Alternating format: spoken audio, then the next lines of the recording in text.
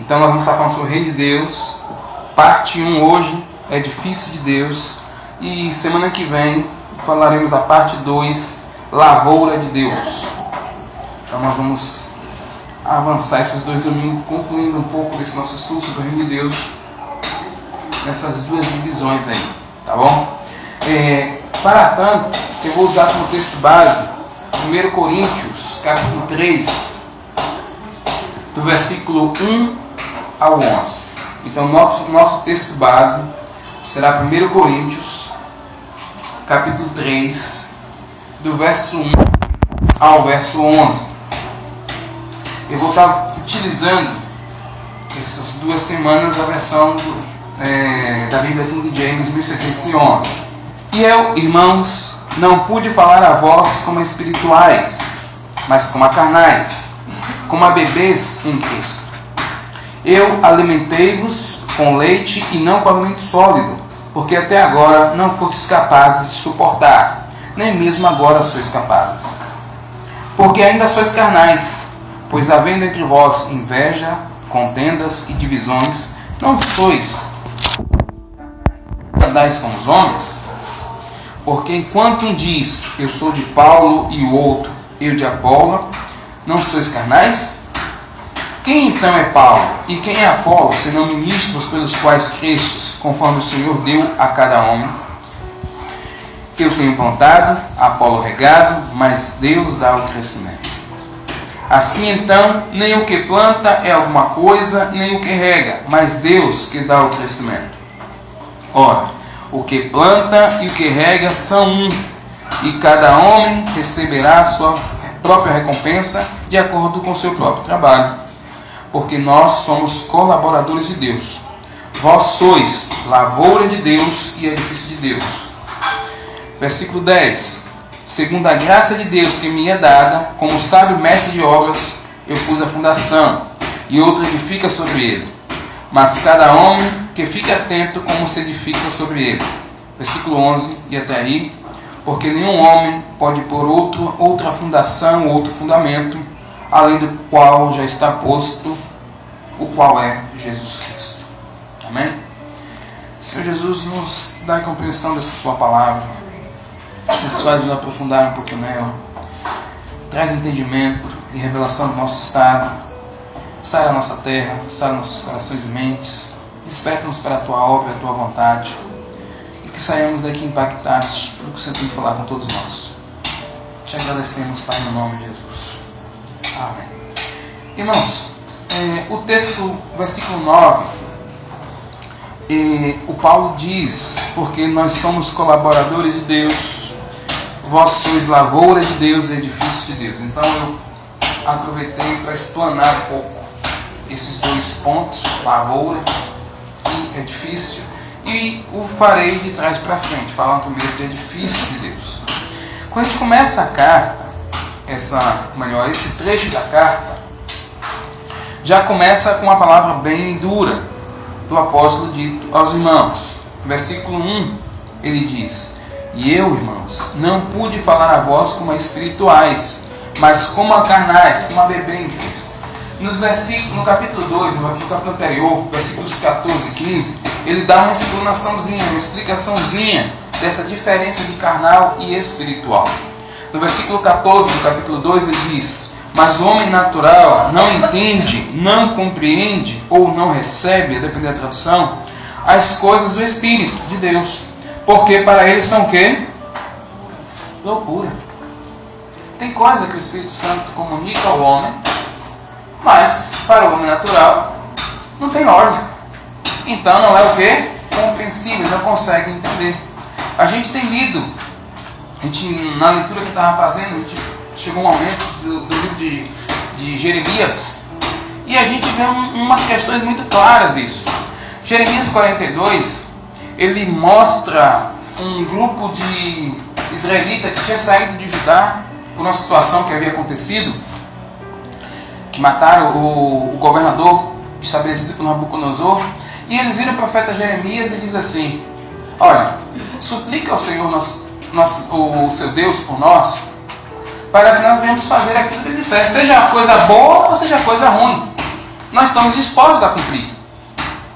Quando chega no capítulo 43, o Jeremias, depois de consultar o Senhor, traz a orientação que Deus havia dito, que era voltar para Judá e, lógico, Jerusalém, e se entregar aos caldeus.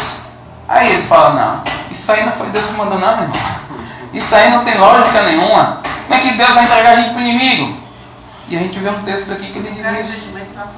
Os homens carnais, os homens naturais não conseguem compreender porque parece loucura. E naquele contexto que a gente você é loucura. Voltar e se entregar ao inimigo. Essa questão do carnal, ela é muito clara que os homens naturais têm uma lógica, têm um pensamento. E esse pensamento, ele muitas vezes não corresponde àquilo que Deus tem. No mesmo texto, versículo 14, continuando, ele diz ainda a segunda parte, vou ler a primeira. Nem pode conhecê-las, porque são discernidas espiritualmente. Ou seja, o homem carnal, ele não compreende, não entende, parece loucura.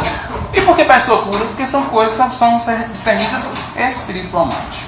No versículo 15, mas o que é espiritual julga todas as coisas, e ele por nenhum homem é julgado. Eu aproveitei para voltar aqui porque a palavra dura que Paulo traz no início, que diz que não pôde falar ele como espirituais, porque é justamente isso. Como é que Paulo ia falar coisas do Senhor, explicar as coisas do Senhor, vocês não conseguiam compreender, já que eles tinham uma mente toda natural.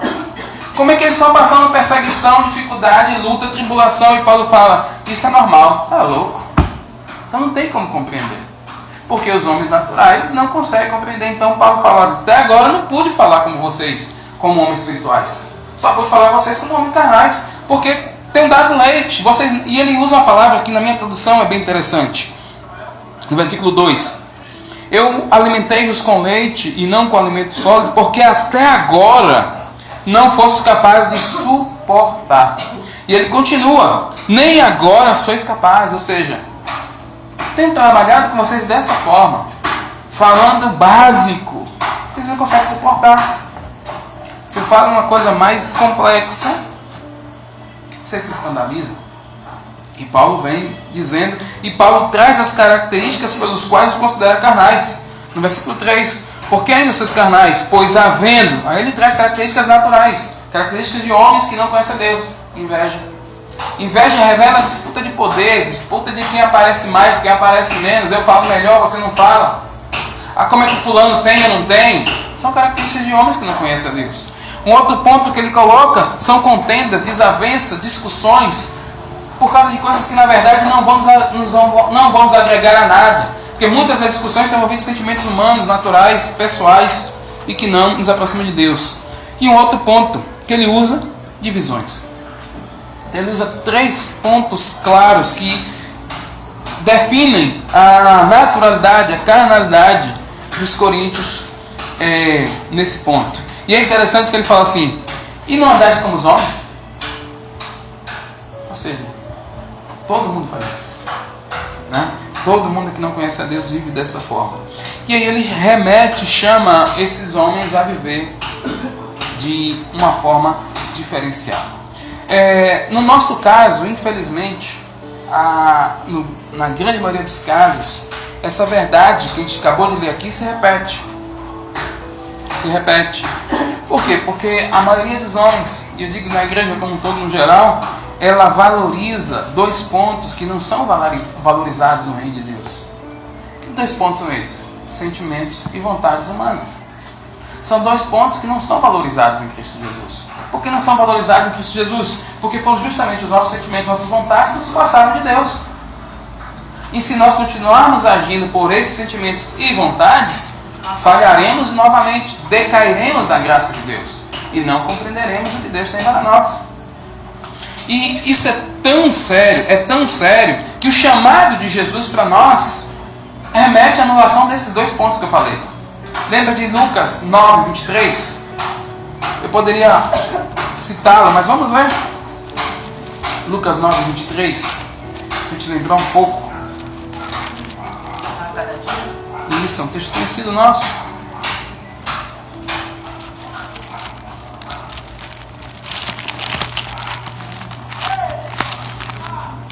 Lucas 9, 23, na minha tradução diz assim: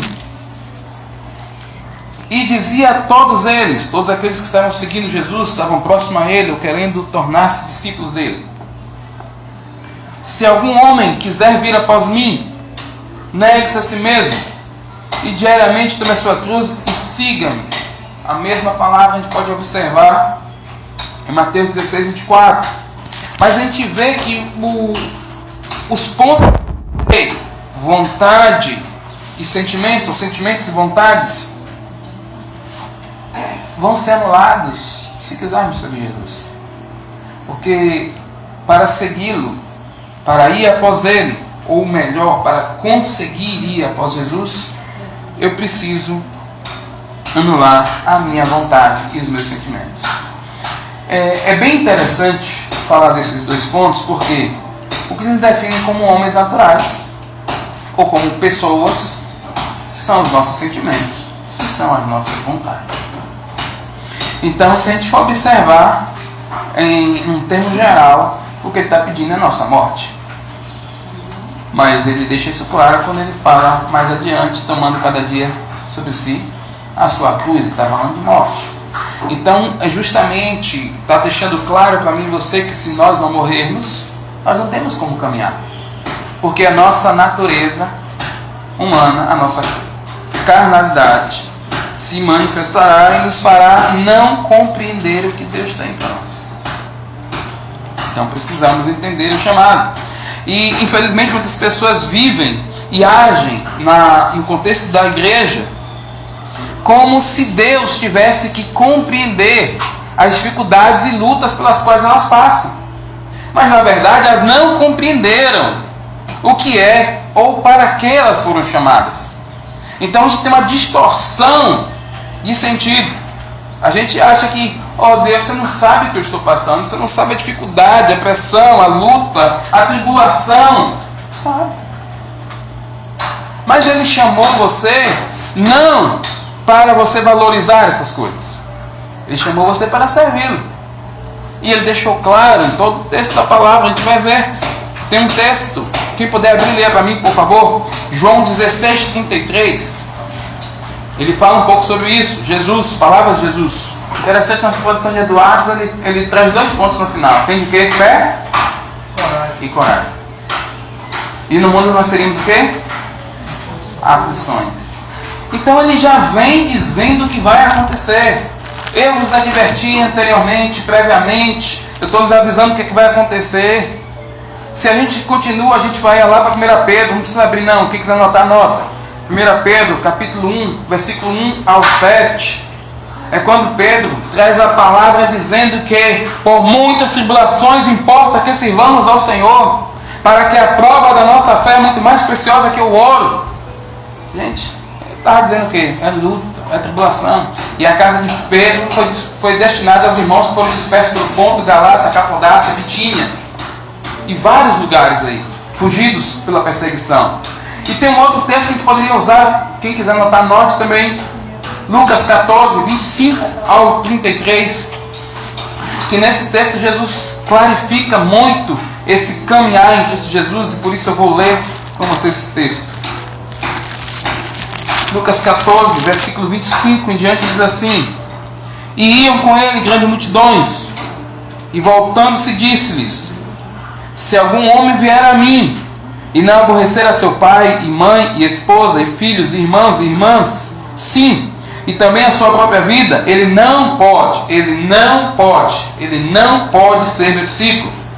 E quem não carregar a sua cruz, ou seja, quem não morrer, e não vir após mim, não pode ser meu discípulo. Porque qual de vós, querendo edificar uma torre, não se assenta primeiro para calcular seu custo, para ver se tem o suficiente para acabá-la? 29. Para não acontecer que, depois de haver posto os alicerces, e não sendo capaz de acabá-la, todos os que a virem comecem a escarnecer dele, dizendo: este homem começou a edificar e não foi capaz de acabar. 31. Ou qual é o rei que, indo guerrear contra outro rei, não se assenta primeiro a se aconselhar-se com 10.000, é capaz de sair ao encontro do que vem com ele contra ele com 20.000. Do contrário, estando o outro ainda longe, ele envia embaixadores e pede condições de paz. E finalmente 33. Assim, pois, qualquer de vós que não renuncia a tudo quanto tem, não pode ser meu discípulo. Então a gente está vendo situações que demonstram que Jesus nos advertiu, nos avisou, nos mostrou que para segui-lo, necessário seria morrermos para as nossas vontades e para os nossos sentimentos, uma vez que o que ele exigiria de nós nos levaria a um contexto espiritual e, lógico, a uma compreensão que não é uma compreensão natural. Isso tem sido um choque para a igreja. E nós temos vivido hoje uma crise de identidade. Homens hoje, eles entram na igreja porque Jesus tem algo a dar-lhes. Ou elas entram porque coitadinho, Jesus está precisando, né? Jesus precisa de mais gente para a obra. E a gente vai transformando o evangelho do reino no evangelho humanista.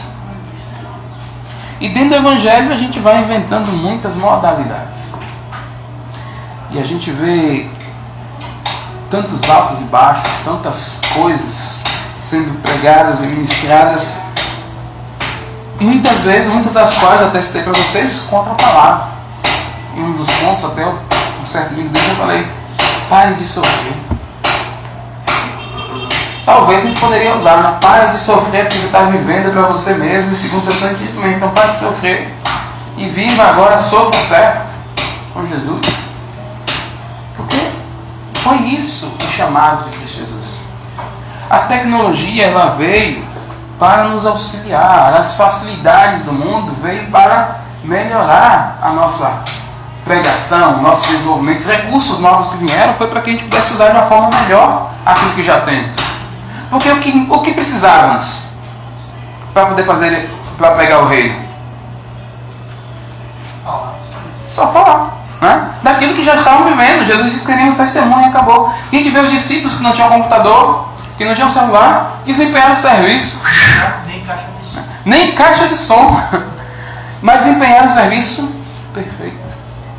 E nós temos tantas coisas ao nosso uso, e o evangelho é fraco. Mas o que eles tinham, a gente tem pouco. Muita graça do Espírito Santo, né? Eu lembro, acho que na oração aqui eu citei a palavra diz. Paulo diz, né? Não vos embriagueis com vinhos, mas enchei-vos, né, do Espírito. E esse ponto é um ponto que a gente precisa remeter. E eu queria aproveitar, já que estamos falando desse primeiro ponto, que é difícil de Deus, e vou me deter basicamente nos versículos 10 e 11, mas eu queria lembrar com vocês e pensar na construção de uma casa, né? Já que eu falo, é difícil falar de construção. E é interessante que, embora o arquiteto, na minha tradução traz interessante, mestre de obras, né? Tem tradução que traz arquiteto, o cara trouxe logo na nata ali, né? Mestre de obras. E independente da casa que a pessoa vai construir, embora ele tenha desenhado ou não, ele vai ter que pensar no tipo de fundação que ele vai fazer. Porque a casa pode ser grande, a casa pode ser pequena, a casa pode ter não sei quantos andares, você vai ter que pensar como é que vai ser aquela fundação. Quanto maior o prédio que ele vai levantar, maior será, ou melhor, mais profunda será a fundação, mais larga também. Eu dividi o assunto em duas etapas porque eu não falei de paredes, mas eu falei da lavoura por causa do plantar, regar, e aí você vai ver onde é que entra o crescimento. Que tem a parte de Deus, mas tem a ação de quem planta, de quem rega. E aí é justamente onde entra a questão da parede, porque embora a gente tenha que prosseguir, o processo acontece por causa do discipulado, do aconselhamento, do acompanhamento, que aí entra a parte que, se continuasse nos versículos, vai dizer cada um saiba o que edifica sobre, né? Mas a gente vai ampliar isso e eu vou ver se trago parede, já que você colocou e colocou bem. Essa questão da fundação, então, a depender do que vai ser colocado, a gente precisa saber, lógico, no básico, que vai ser mais profunda, vai ser robusta, e tem que saber se vai ser suficiente para sustentar o peso do qual vamos levantar, né? O que a gente não pode esquecer é que, independente da construção que a gente possa imaginar, a construção que Deus se propôs a construir em nossas vidas, a construção que Deus se propôs a construir em nossas vidas, ela é pesadíssima. A gente pode imaginar várias construções, mas na minha e na sua vida, o que Ele estabeleceu é pesadíssimo. E tanto é pesado que a base é sólida. Qual é a base? Bom, Ele sabia que o peso que viria sobre nós, O fundamento já é top. então deu um fundamento top, um fundamento de primeira linha, que é Jesus Cristo. Então a gente tem hoje toda a condição para sustentar qualquer peso que for colocado sobre nossas costas, porque foi nos dado o fundamento. Qual é a diferença? A diferença é ser difícil de construir. Talvez ele pegue um e construa um prédio de 50 andares, da outra ele faz uma casinha e é com ele. Mas a estrutura foi para um peso muito grande, embora qual seja a estrutura que ele optou em construir. Está claro isso? Ele botou o melhor, que é Jesus Cristo, que é a única e suficiente fundação que todos nós necessitamos. Como eu trabalhando com construção, coloquei fazendo essa comparação, e eu sei que tem vezes que as pessoas falham na construção também, né? Se não for bem colado, se não for bem trabalhado. Então eu coloquei aqui três pontos básicos, ou 3 fatores básicos que levam as pessoas a naufragar na fé, ou a falhar nessa sua obra em Cristo Jesus. 3 pontos básicos que nos levam a falhar ou naufragar na fé. Primeiro ponto: desconhecemos que a construção é grandiosa e pesadíssima. Então, um dos pontos que leva as pessoas a naufragar na fé e falhar no desenvolvimento de serviço é que ela desconhece que a construção é grandiosa e é pesadíssima. Então as pessoas vêm para Cristo Jesus e talvez ela não tenha conhecimento pleno do que o Senhor trabalhou, o desenvolveu para ela é muito pesado. E isso não tem a ver necessariamente com o ministério que ela vai desenvolver. Tem a ver com a oposição que ela vai encontrar. Está claro o que eu estou dizendo? Porque a oposição é muito forte. Por que a oposição é muito forte? Porque você agora é inimigo do mundo por causa de Cristo Jesus. E as trevas agora querem lhe fazer falhar. E querem fazer você parar. Então a obra, independente do tamanho do ministério que você vem desenvolver, o que você vem a fazer, ela é grandiosa e pesadíssima, porque a oposição será terrível contra mim e contra você. Porque independente de onde você vá, você é uma ameaça para o império das trevas. Você tem luz, e a luz expulsa as trevas, anula as trevas. Então a oposição será forte. E tudo que o nosso adversário puder executar para lhe fazer parar, ele fará. Por isso nós temos que ter em mente que a obra que vamos desenvolver é muito grande e é pesada. Não podemos desconhecer isso, mas é o que acontece que muita gente desconhece. E elas esquecem que Jesus nos comissionou para ser como Ele, nos chamou para ser como Ele. E fazer como Ele fez, e andar como Ele andou. E ser como Ele, não estamos falando da santidade ou da pureza, estamos falando da obediência e dos princípios de sua vida fidelizados com a palavra. E a gente vive nessa terra para a glória dele e para a satisfação do Pai. E assim nós temos que viver. Isso já é um peso em si. Por que é um peso em si? Porque nós temos naturalmente em nós o pecado que quer nos afastar o tempo todo de Deus e nos remeter a valorizar os nossos sentimentos e vontades que eu citei aqui. Então já há um peso, porque agora eu tenho que lutar contra mim mesmo, contra o que eu quero, contra o que eu penso, contra o que eu busco. Já começa o peso daí. E todo dia eu sou tentado a voltar aos velhos rudimentos. E a gente entende que isso é pesado. Mas temos alguém que nos sustenta, alguém que nos ampara, alguém que é uma base forte para nós. E às vezes as pessoas elas pensam que pelo fato que elas levantaram a mão um dia, ou foram à frente, receberam a oração, era a única coisa que elas precisavam fazer. Não. A coisa que precisamos fazer é nos converter. É realmente assumir a nossa posição de discípulos e passar a viver uma vida em Cristo Jesus. Porque naquele dia nós anunciamos para todas as pessoas que estavam ali presentes que queremos esse Jesus que estamos aí. E ali não aconteceu restauração. Ali iniciou o processo de restauração. E é um processo longo. Porque tem muita coisa que eu vivi, tem muita coisa que eu aprendi, tem muita coisa que eu agreguei à minha vida que são contra os princípios do Senhor. Então, no processo de restauração, tem muita coisa que eu vou ter que abrir mão.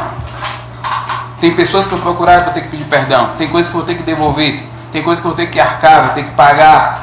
Então, até relacionamentos que vão ser difíceis de reestruturar por causa da minha condição de pecado que eu afrontei. E agora, Jesus chegou, mas agora, irmão, não é porque Jesus chegou que a outra vai abrir os dentes para você. Às vezes é um relacionamento de casamento. O cara maltratou a esposa a vida toda. Agora, se Jesus está tudo novo, ele tem que trabalhar em Cristo Jesus. E a obra é pesada? É pesada porque a natureza dele está ali falando, você é abestalhado, mas o que ele quer? Vai reconquistar agora. Então é um processo. Então iniciamos o processo e, lógico, fomos chamados para trabalhar. E nesse trabalhar, não fomos chamados para buscar os nossos projetos como fazíamos antes. Antes nós buscávamos a felicidade, nós buscávamos a restauração de coisas pessoais, ou empenhávamos nosso esforço nas coisas pessoais. E hoje, não é mais desse jeito. Hoje, ele primeiro é em segundo.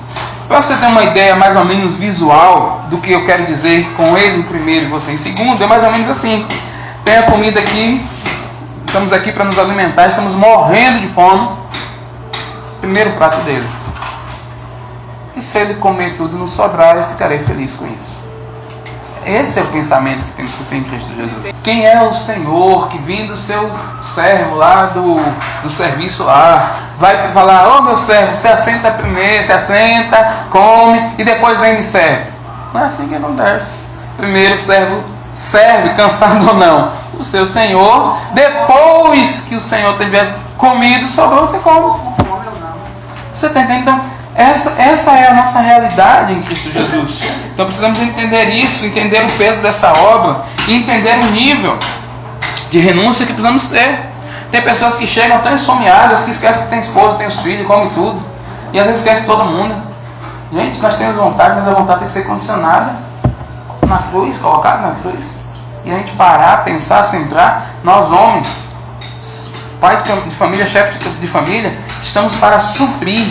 O suprir não é só colocar comida em casa, estar atento. Comeu direitinho? Tem para todo mundo? Se não tem, você tem que saber dosar. Agora o cara chega, come. Ih, não deu não, filho. Então são pontos que a gente vai observando, mas tem a ver com a nossa vida em Cristo Jesus, porque às vezes nós fazemos isso em Cristo Jesus. Fazemos tudo para nós e depois, vamos orar. Sabe? É nesse sentido. Então, temos que entender que fomos chamados para suportar peso, levar carga e dessa forma aumentarmos o número de edifícios de Deus.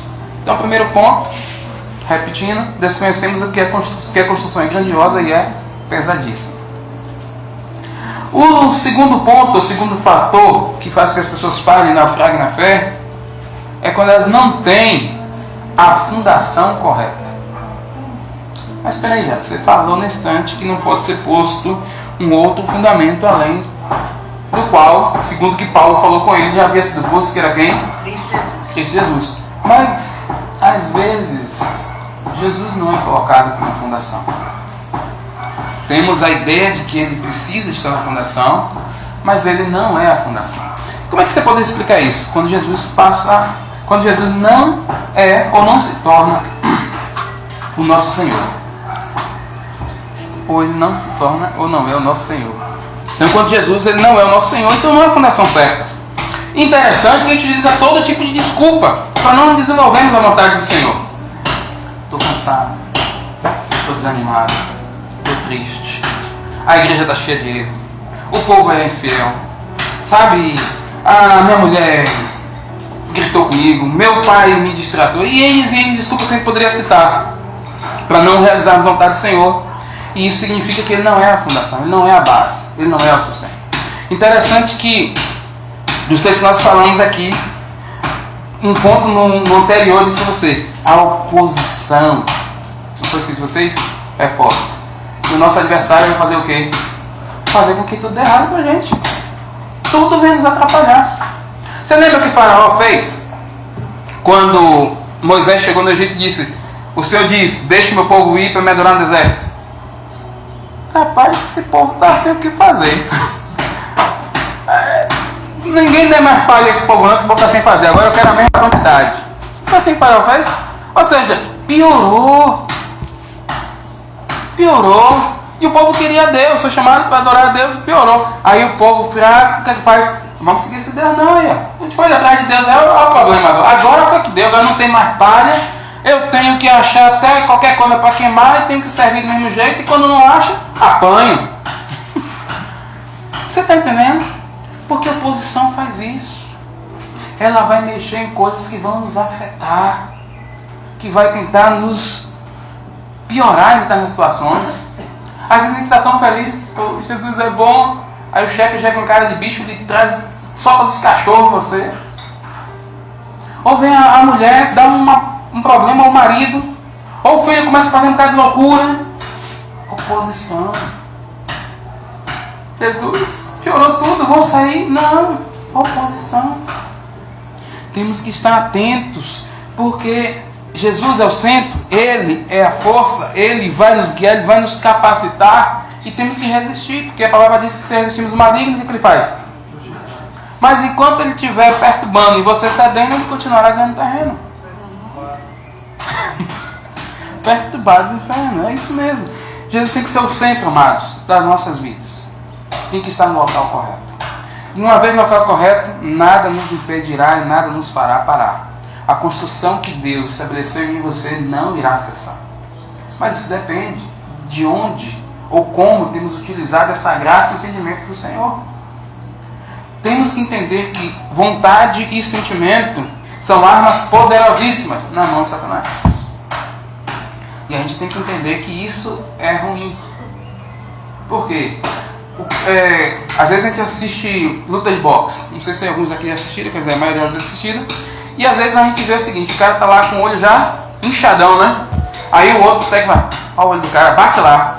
Você tá entendendo? Ou seja, o inimigo só vai batendo e dói. Ele não vai bater num lugar que você não sente. Então ele já tá vendo lá que aconteceu um problema de casa, sua mulher ou seu esposo lá não entendeu. E você se abater e fala, opa, o caminho é aqui, ó.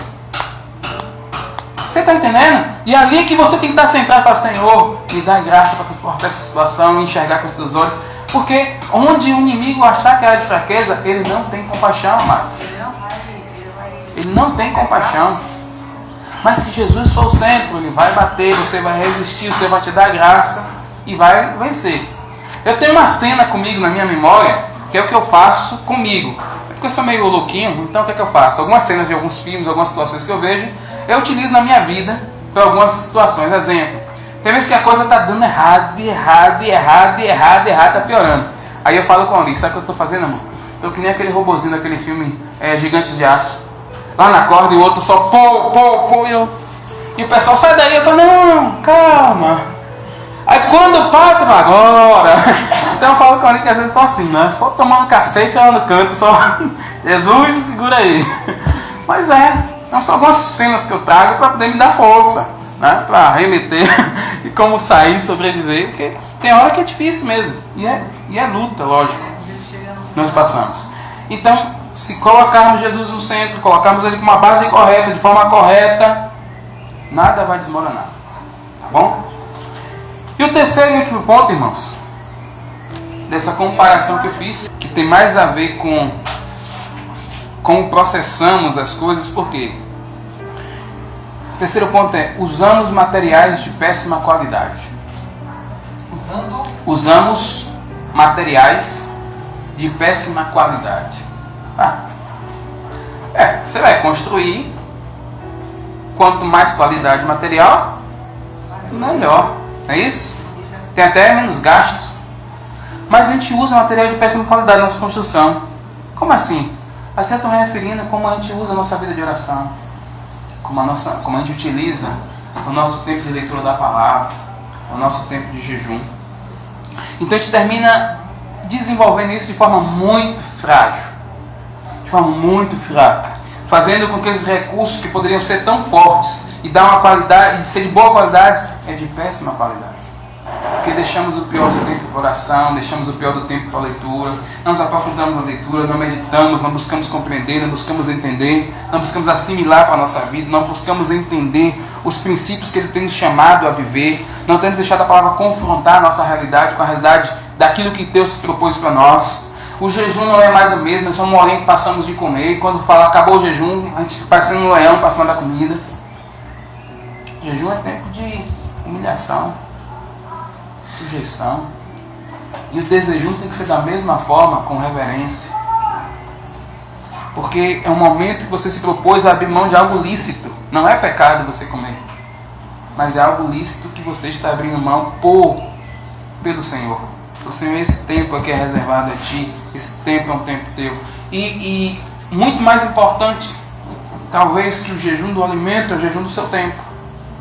Porque estamos tão ocupados em nossas atividades diárias, por que não determinado tempo aplicarmos para o Senhor? Oferecemos a Ele o tempo. Então a qualidade dos materiais nos faz enfraquecer, nos faz não dar a liga correta entre o fundamento e o resto da construção. Aí às vezes você construiu com tão péssimo material que tudo cai, a base está. Você não largou Jesus, mas as paredes, como o Vanessa até citou aqui rapidinho, já foi. Por quê? Ou você pegava o cimento e esfarelava, né? Talvez os ferros que você usou estavam enferrujados ou eram também muito frágeis. Então quando o cara botar peso, estou em Jesus, mas o que foi construído não sustentou. Isso tem a ver com o material que nós utilizamos. Então, irmãos, a oração é algo fundamental, e a oração é interessante porque muito mais que um diálogo que pai e filho, muito mais que um diálogo que mestre e discípulo, ela é uma orientação para nós que somos colaboradores de Deus. A obra é nossa. E como fazer a obra se não ouvir Ele? Como tocar em pessoas, como orientar, como desenvolver se não fizermos como Ele disser? Somos colaboradores de Deus no desenvolvimento da obra. E aqui, mais uma vez, para que a qualidade do material seja ruim, nós temos uma forte oposição. Você já viu que às vezes você vai comprar alguma coisa, você já sai de casa lá, vou comprar tal coisa. Aí essa coisa custa R$50. Aí você está indo e você passa, opa, mas aqui está R$20. Aí você paga, compra de 20, não dura uma semana. E o que eu quero dizer com isso? Às vezes nós compramos coisas de péssima qualidade, ou desenvolvemos uma vida de péssima qualidade, nesse contexto que eu estou falando, porque aceitamos ofertas tão tentadoras como TV em excesso, como jogos em excesso, como passeios em excesso, como festas em excesso. Tudo é lícito se a gente usar da forma correta. Mas essas coisas roubam o sustento que poderia dar na obra que nós estamos desenvolvendo e praticando. E as coisas perdem a sua força. E é interessante que às vezes nós entramos na oração, mas entramos tão cheios da gente. Quando eu falo cheio da gente, estou falando de orgulho. Estou falando cheio das nossas dificuldades e problemas que a gente não consegue nem parar para pensar porque a mente está. Ou senão a gente ora somente dentro das nossas necessidades. E esquece que a obra é dele. Você foi chamado a desempenhar algo dele. Qual é a necessidade que ele tem? Qual a necessidade que ele lhe chamou a executar? Então são pontos de materiais de péssima qualidade. E que tem feito muitas pessoas naufragar na fé. Então, irmãos, dentro disso, que nós possamos refletir e analisar um pouco esse ponto que Paulo tem colocado aqui para os coríntios e que eu utilizei, fazendo algumas figuras para vocês aqui, para que a gente possa parar um pouco, refletir, reanalisar, ver em que ponto estamos, em que ponto precisamos melhorar, o que precisamos consertar, o que precisamos reforçar, para que nós possamos estar firmes, porque o Senhor nos chamou para um trabalho que é pesado, que é difícil, mas que tem êxito, se estivermos nele. Sem ele não temos como fazer, né?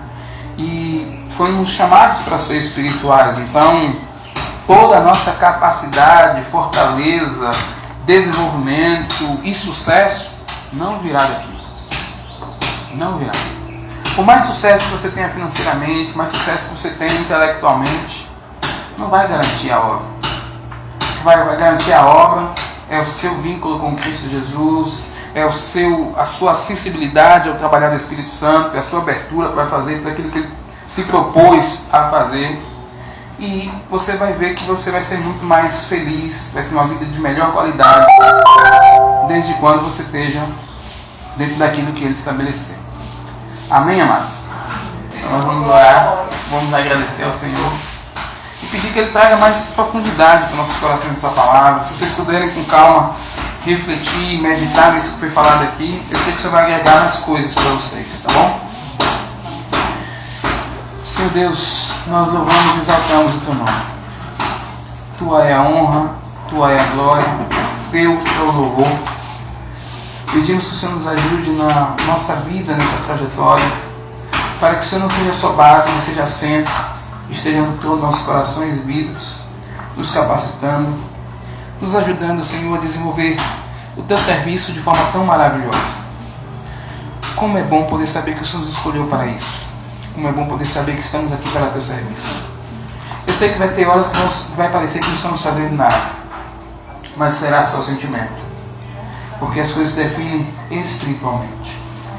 O lugar muito mais importante do que a rua é o nosso quarto, onde ouvimos a Tua voz e recebemos direção, instrução, e que quando saímos de lá temos direcionamento para fazer o serviço do Senhor.